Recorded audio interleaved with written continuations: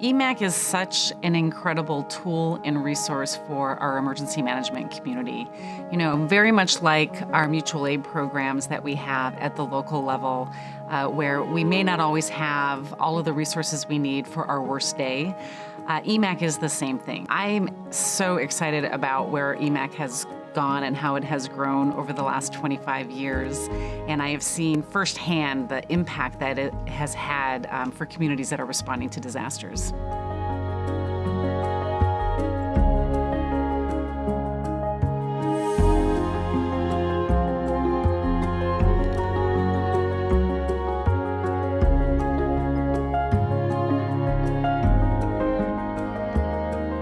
And EMAC was created because there is no state that can handle an emergency of some of the sizes that we've run into and were responded to in EMAC.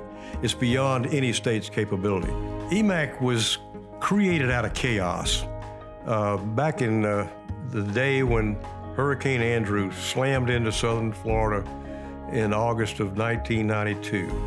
At that time, there was a 1950 Civil Defense Act had been passed, ratified by Congress.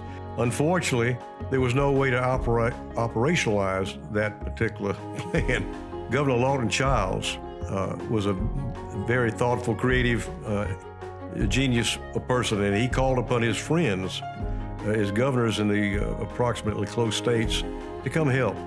There was no legal authority to do that, but they responded the best they could by taking a chance on helping a neighbor. The core centers of gravity really revolved around NEMA as a national association and those 50 state emergency management directors that had both an understanding, a tasking from their governors, but a commitment and a level of trust that made all of this possible. And I think we learned after Hurricane Andrew that local officials are not always going to be prepared, state officials are not always going to have the resources, and the federal government can't be everything to everyone in the post-disaster environment. But collectively together, we can ensure a much more comprehensive response and a much more comprehensive approach to how we help the disaster victim get back on their feet. I think the best value of EMAC is the ability to share our knowledge, skills, and abilities with the rest of our emergency management community.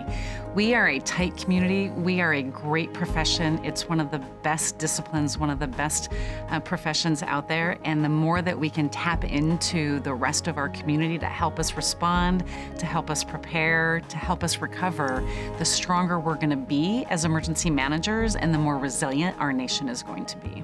Utilizing all the tools at an emergency manager's toolbox. The one ingredient that really makes all those tools come to play in a quickly fashion is EMAC. And we've been there, I've been there. Many of us watching this video have been there.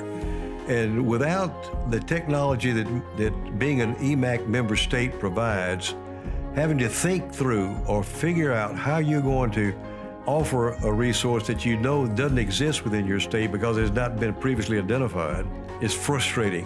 EMAC has answered all those questions. EMAC is like a cup, a vessel.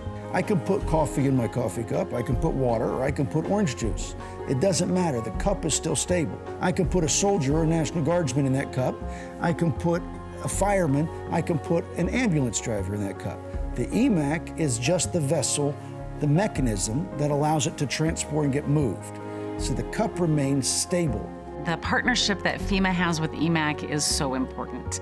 As we are beginning to stand up a disaster response and supporting state and local jurisdictions with their requests for assistance, the first thing that we want them to do is use EMAC. I think it's incredibly important that we give other emergency managers around the community, around the nation, an opportunity to engage, to learn new skills or to practice their skills.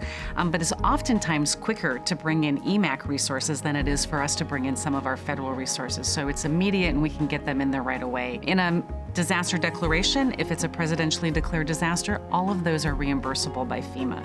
But you don't need a disaster declaration to use EMAC. States can request EMAC resources just to support other operations, even if it doesn't elevate to the level of a presidential declaration. I think that flexibility in this program is essential for us to share our knowledge, our skills, our abilities with each other, help each other learn, help each other grow, and build a stronger emergency management community across the nation. Emergency people usually, and I'm just speaking for myself, will respond. And we don't hold back for any reason at all. It's part of the American psyche, I guess you might say. Mutual aid has been around since Plymouth Rock. Helping people in need has always been a part of the American psyche. It's a part of our heart.